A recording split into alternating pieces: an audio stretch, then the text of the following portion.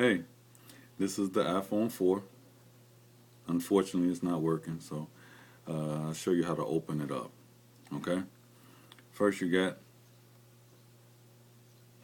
two little screws, two little tiny screws, right here and right here on the bottom.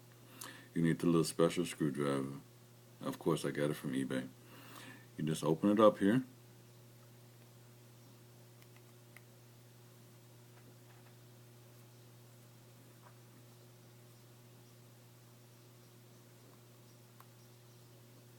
They're very tiny, so be careful. That's one.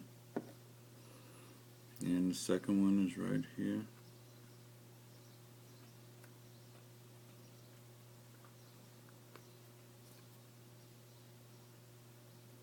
That's the second one. And just take the cover, slide it,